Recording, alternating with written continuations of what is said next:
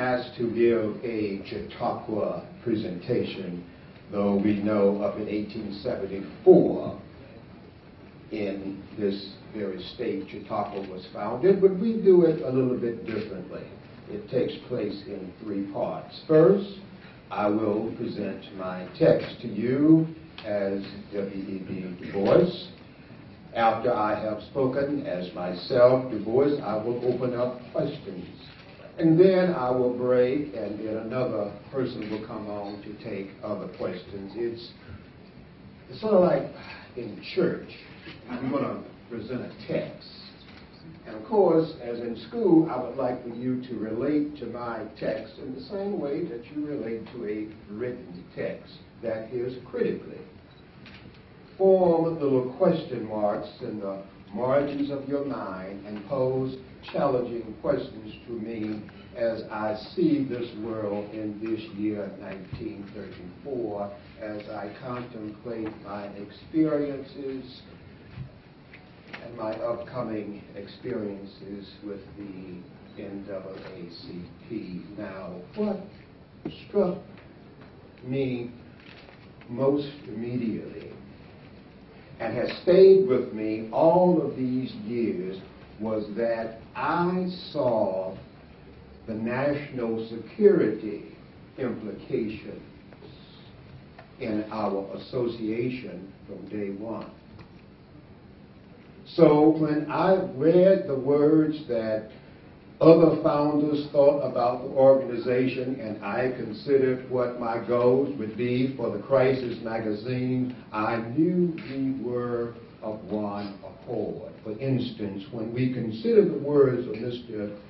William English Walling, he said this when he wrote the newspaper article about the Springfield riot. Quote, he said, "Either the spirit of the abolitionists, of Lincoln and Lovejoy must be revived, and we must come to treat the Negro on a plane of absolute political and social equality, or the Vardaman's and the Tillmans will soon transform this race riot to the north.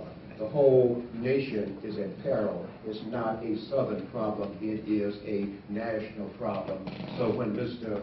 William Oswald Garrison Villard paraphrased the martyred president in his House Divided speech, he said, "This government can no more exist half slave and half free today as it could in 1861. He understood the security threat, and his uncle, Mr. William Lloyd Garrison II, the son of the great Boston abolitionist, said that the future of the Republic itself is in peril. Thus, when I said that the purpose of the crisis would be to highlight the danger of racial prejudice, we understood that it is a matter of the nation itself. And many years later, when my dear friend James Weldon Johnson expressed the same sentiment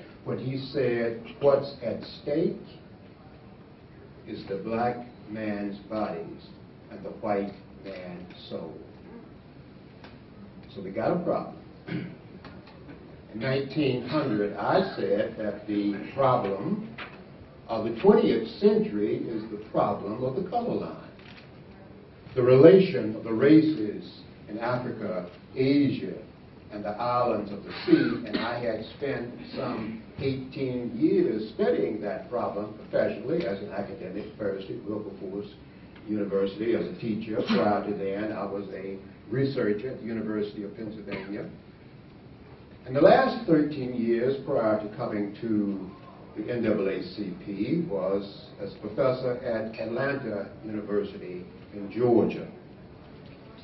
Now, in working on that problem, I figured I had the solution. Social science. Science means literally truth. And I thought the question was simply people didn't know. I thought if you gather the facts, scientifically, empirically, and present the truth to the people, then the people will understand that, accept that, and the problem would be something in the past. In fact, in working on the Atlanta University studies, the first studies to scientifically study Negroes in America, we put together an exhibit, went to France, won gold medal. I came back to the country all elated, just waiting for the accolades and the research grant money to come in. The accolades did, but the grant money did not. Where had I failed? I did the deed, but I did not advertise it. You see, I, or someone on my behalf, should have brought to the attention of the American people what we at Atlanta University were doing. I thought that the deed was enough, that advertising was not needed. I did not understand that, but people in Madison Avenue do. So by the time the inciting incident happened in 1908, and I went north to join the association, I saw two parallel stories being played out, two sub-problems.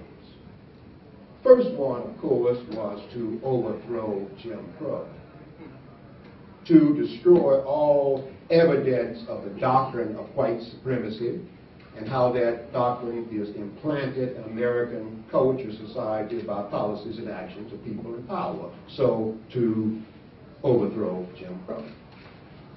Second problem we had to concern ourselves was to what extent would educated Negro opinion lead the Negro people. Now, when I got up north and we formed the crisis, I realized that there was an internal problem and an external problem in terms of Negro leadership. Internal problem had to do within the body of the association itself, between myself and Mr. Villard. The external problem was a cross-racial problem between myself and to who would lead the Negro people. My problem with Mr. Villard was announced day one, 20 Vesey Street. Arrived there, he said he had no money to pay my salary and he would hope that I would not be starting a newspaper. My good friend, Mr. Pillsbury, Massachusetts, said the same thing. Well, I thought that we would, and that would be the propaganda organ. If I'm to be the director of research and publications, there's no money for research, then we need a publication. And so the crisis was it. We put out a newspaper. First thing we wanted to do is to make sure that it would be a newspaper that we based in facts. In fact, we put out more facts in one issue of the newspaper than every other Negro paper combined did in a year, which caused some other type of problem by saying that I was too learned, that I spoke Harvard English. Can you imagine another newspaper criticizing someone for being too learned? But such was the problem, which highlighted the leadership problem, because Mr. Washington, who was very influential with those other papers, particularly the Washington Bee. So we have a problem, inside problem and an outside problem. Well, we eventually worked that problem out. Inside problem within the NAACP itself, you see, we had this great experiment. And the issue is, can white people and black people of the learned class work together? Can the best of both worlds, as I spoke about in the souls of black folk, emerge? Can white people work with us and not simply for us? And when I say not for us, in the sense of doing something to lift us up, can we be co-equals? That became the issue. Then there was some criticism as to whether or not I might be more concerned about the crisis than I was about the parent organization itself. Well, that was silly. I mean, Crisis from day one was the organ of the National Association for the Advancement of Colored People. But first of all, we got to have a national association. The crisis is what made the National Association possible. In 1910, it was merely an idea. But when we publish 1,000, and then 2,000, and then 10,000, by the time we get to 1917, 100,000 issues of the price going all over the country. Now it's possible for the National Association to be a true national association. Well, by 1915, that problem was worked out. In fact, the internal problem within the race was worked out because, well, Mr. Washington passed from the scene. And we continued to develop. Then the problem sort of expanded more international because another young man had come to the country to study with Mr. Washington, came from Jamaica. His name was Marcus Messiah Garvey. He also had an organ which he printed, and I have to give this to Mr. Garvey. He understood spectacle. He understood ritual. He understood how to organize a folk, but then, as so often happens, things become personal. He came by the office and made the observation that it's interesting that you could have the National Association of Colored People. You can go into Crisis magazine, and there are no colored people working in it. Well, we come in all shades of pink with him, our race. He should know that. They were all colored people. And then by the time we reach the First War, and here national security comes to mind. My closest friend in the association, other than Ms. Overton, I have to say, is Dr. Springard. He went into the military. By this time, he is a major in military intelligence. He lets me know there is some possibility that I can receive a captain's appointment in military intelligence. He thought, what could we do on the inside? Working for the association in terms of information, also working for the security of this country.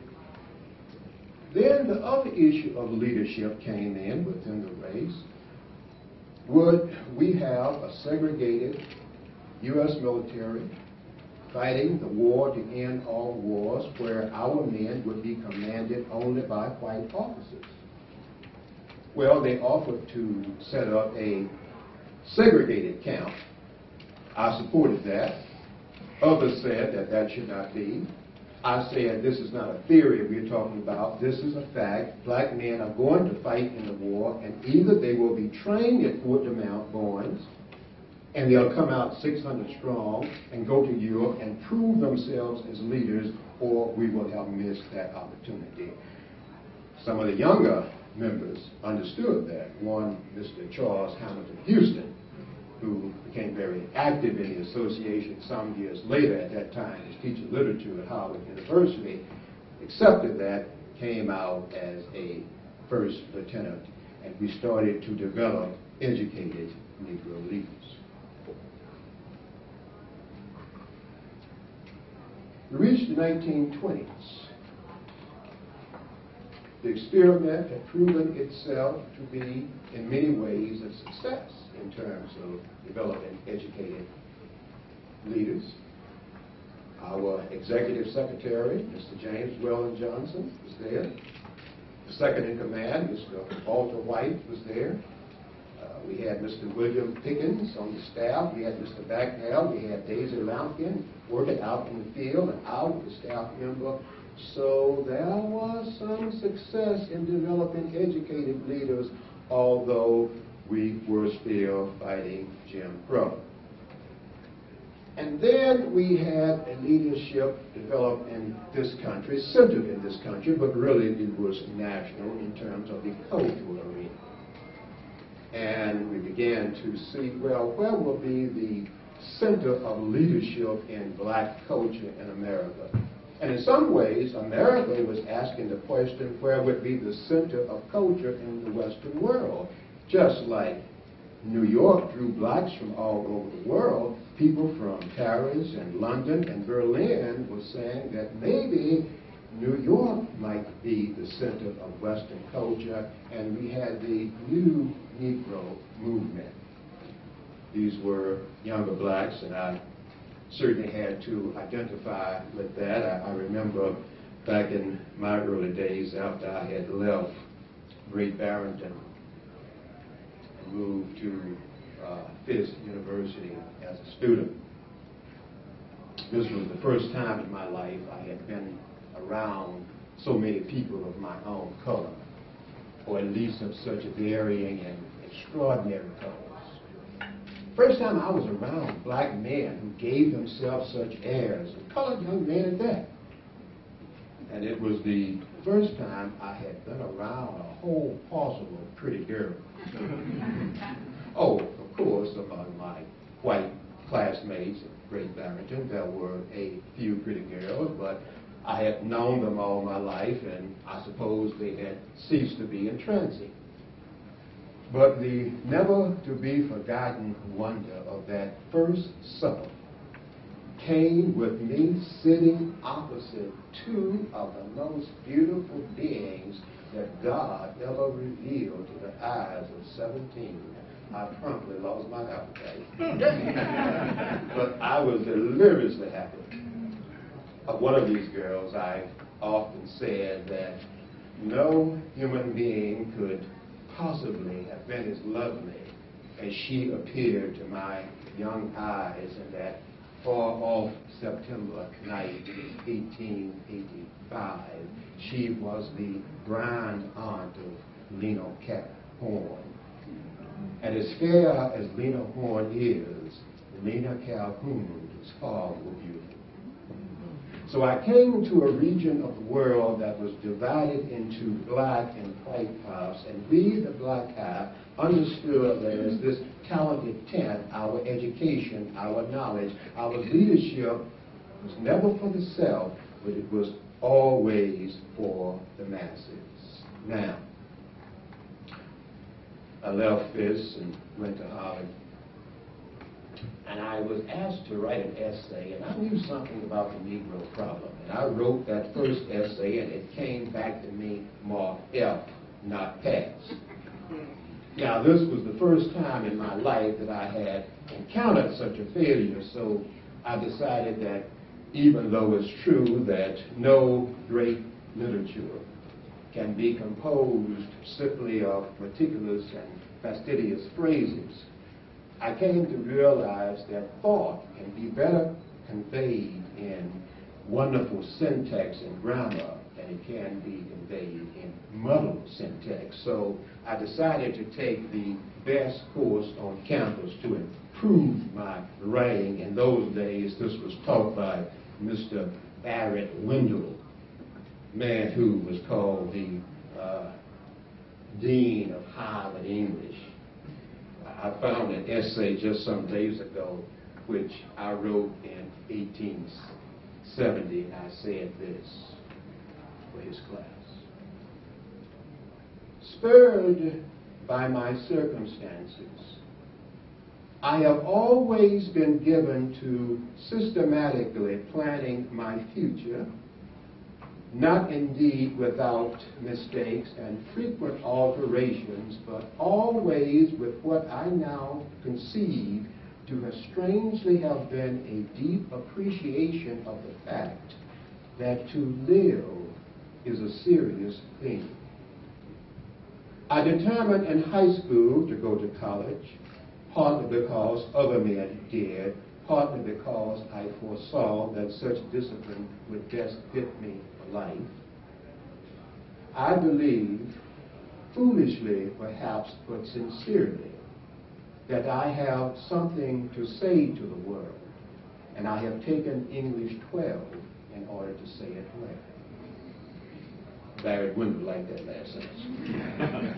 Out of 50 essays, he chose that one to take to the class. So when I started to listen to the ideas of this young group of Negroes in this new Negro movement that Mr. Elaine Lott, who was at Harvard and Howard University, was a champion of, and we had developed other magazines like The Messenger and The Opportunity, and The Crisis, of course, published Mr. Langston Hughes. And we were not mere bystanders in the organization creatively as well. Mr. James Weldon Johnson published 2 books during that period.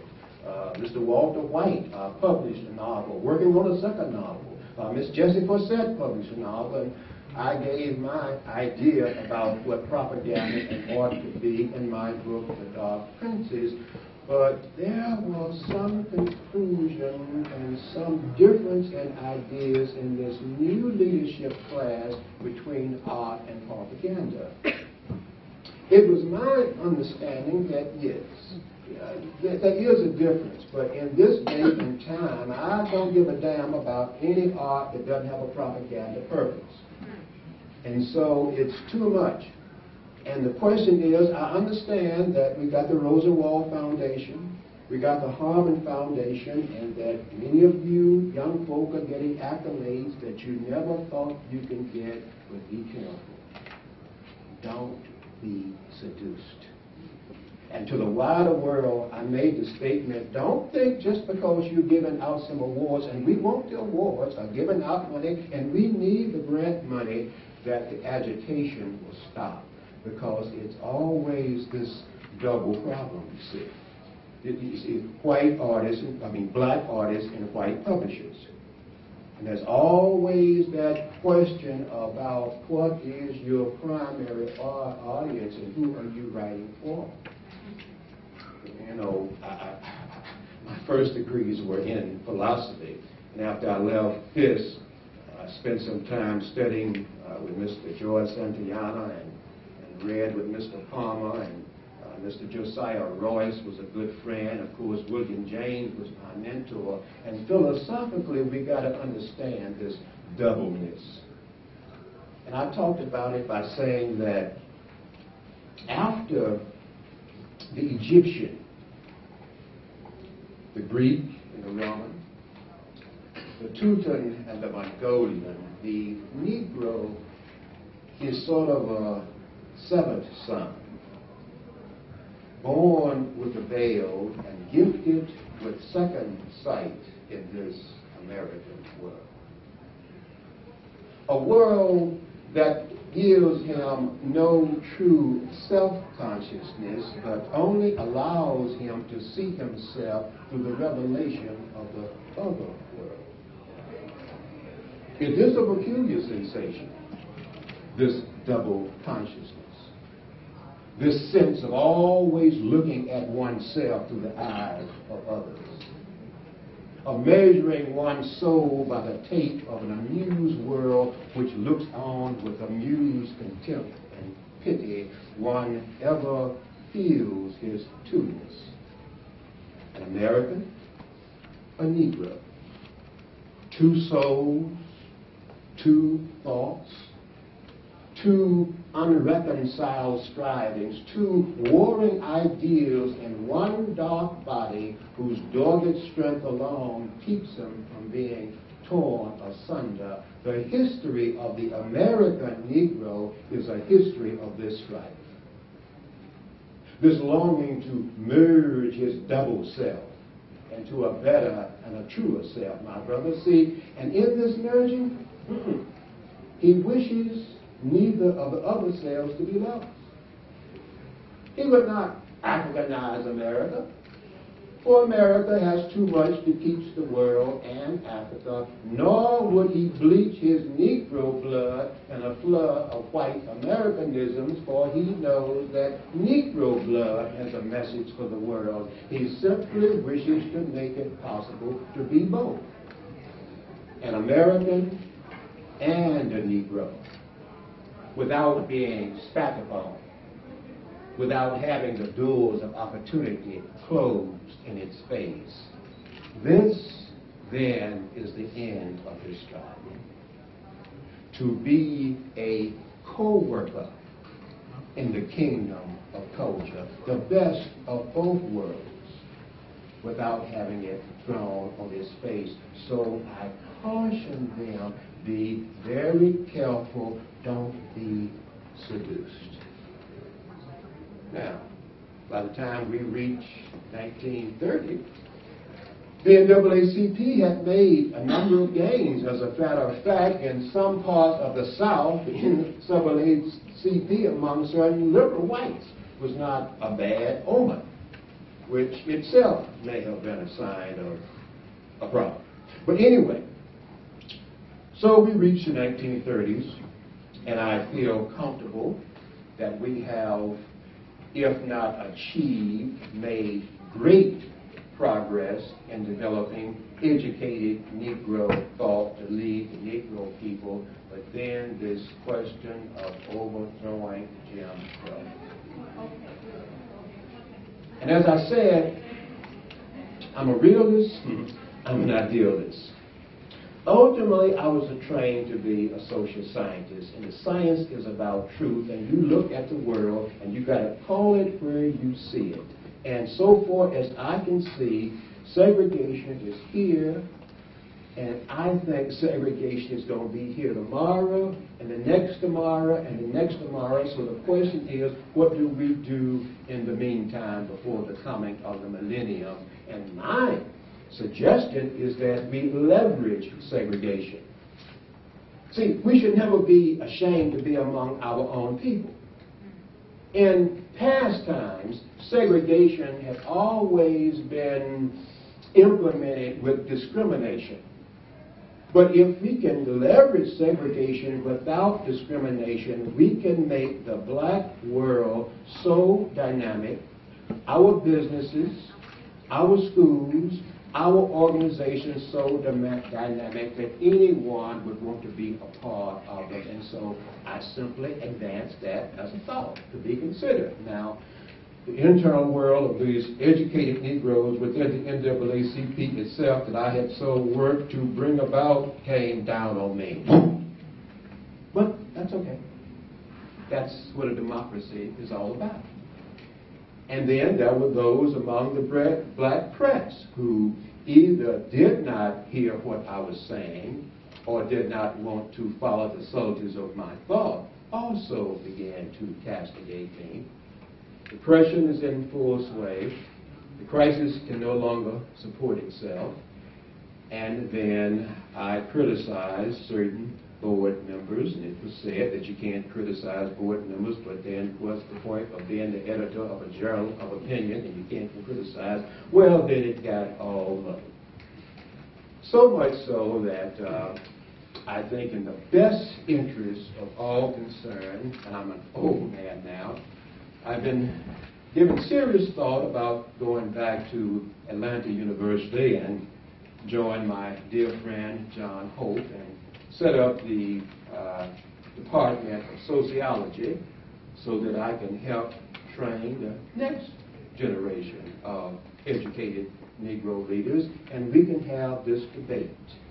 We can have this discussion, because ultimately democracy is about not agreeing with Du Bois or Mr. White or whomever, but having all of the voices in, and we work it out, and we carry the experiment forward. So that's where it is at this point.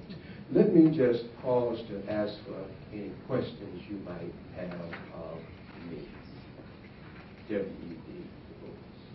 If you could go back in time and ask Dr. Du Bois a question, now is your chance. The clock is ticking.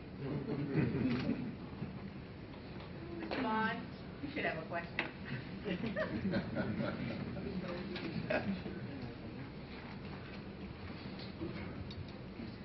Well, Julian is thinking of his question. I know that our editor has a question, that he's a great interviewer. He is. He could interview anybody and make it interesting. And now you have before you a figure from history. What question could you ask Dr. Du Bois? Well, you were talking earlier about writers and artists, What, in your view, is the special responsibility of the African American writer or artist to his African American audience? I think the primary responsibility is to speak the truth as you see it in a way that works to advance the knowledge of that audience, to elevate and to educate that audience. Not that you have to agree with me or anyone else, but whatever truth in an honest and open way means to you, to address that so that it can be a part of the wider conversation. That for me is the primary responsibility. Mr. Yes, Bond, ma'am. oh, I'm sorry. I was going to ask Mr. Bond to have his question, and then I'll get you. And that'll be the last What was it that attracted you to the Soviet Union? Its potential. I like the idea that when I went to the Soviet Union, I had a similar experience that Mr. Hughes talked about. That this great experiment, and there was a young Cossack that he talked about who was no darker or lighter than he was, who at one time was an outcast, much as our people had been an outcast. And they had this idea of the Soviet man, of the Soviet woman, to being a part of the wider mainstream. And this idea that the resources of the society should be used for the good of the masses of the society. That people who work should have the benefit of those who work and not for the few who would then raise up to impose their will on the few. So I understood, and we all understand, that that's not a reality, but it's that potential that attracted me toward the Soviet experiment. Thank you. And we have our last question, the same lady right here. As Dr. Du Bois, as a historian, as a writer, in 100 years' time in the future, what legacy do you wish the young people 100 years from now to be able to say about W.E.B Du Bois and what his legacy was? In 100 years, I would hope that, and I'm talking to some of the presidents of the black land-grant colleges, my good friend at Prairie View A&M University, to take on this Atlanta University Studies experiment. And I laid it out actually for 100 years. Every 10 years, we would do a complete report of the Negro. His educational life one year, his business life, his political life, his religious life, and then after another 10 years, look at that, do an evaluation, take what lessons that we had learned from that study, apply it to the life of the Negro, and then for another 10 years and another 10 years, all the way to 100 years, that at the end of the 100 years, that they would be familiar with the process of gaining knowledge and gaining truth, that they then can apply for the next 100 years. I hope they would think about process that I have hoped to develop as a social scientist, to do serious study of the Negro, and have laid out that process, and they could use that as a template to come to their own truths. That's what I hope they would have learned. Can we give our own Dr. W.E.B. Du Bois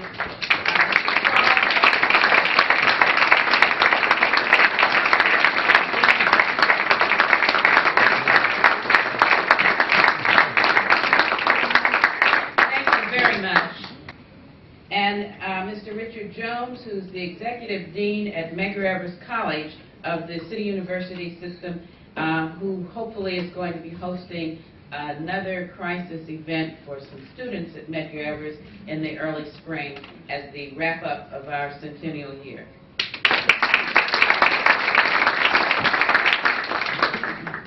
Now, you may not believe this, but many years ago, I was a dance major at The Ohio State University, and that's my real passion.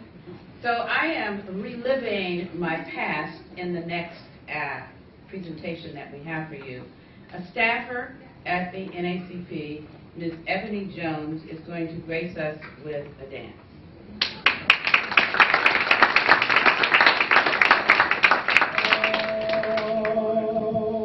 We know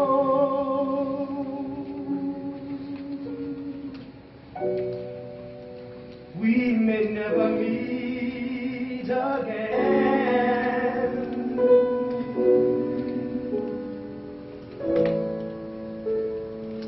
Before you go, make this moment sweet again.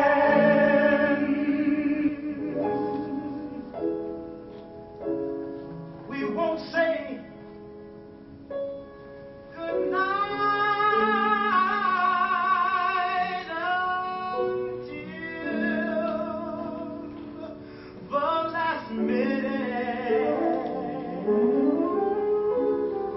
I'll hold out my hand, and my heart will beat it.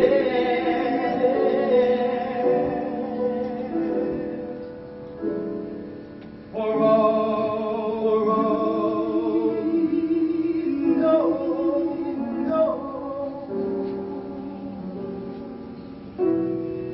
this may be a dream.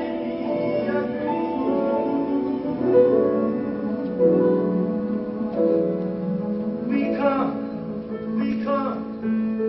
and we go, like the river, upstream. So love me tonight.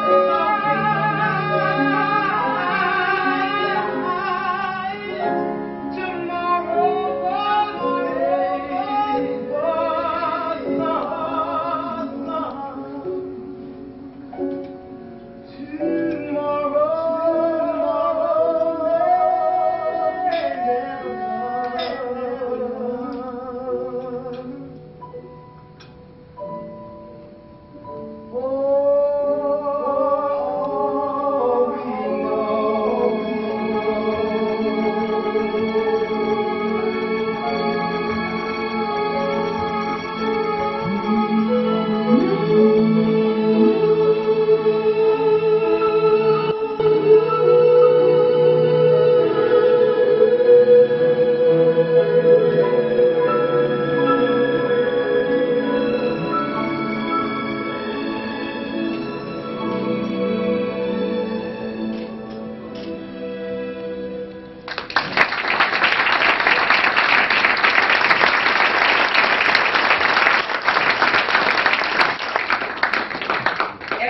Is on the staff at the New York office of the development for the NAACP. She's been there for 3 years.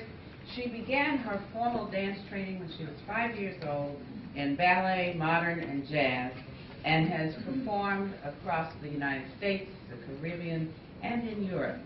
And look at how beautifully she presented.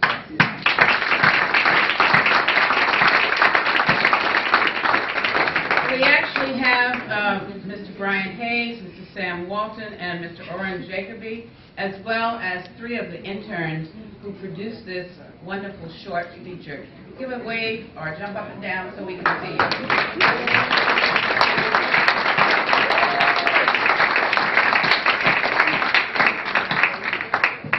I have one more person to recognize, Ms. Jane White-Biazzi. Where are you? There you are. This elegant lady right here, if you could stand just for a second. Well, you better say who I am. The daughter of Walter White. Yes. Wow. Thank you for joining us tonight. With that, You. I believe that my duties are completed and there are further refreshments, and don't leave without your gift bag. Thank you.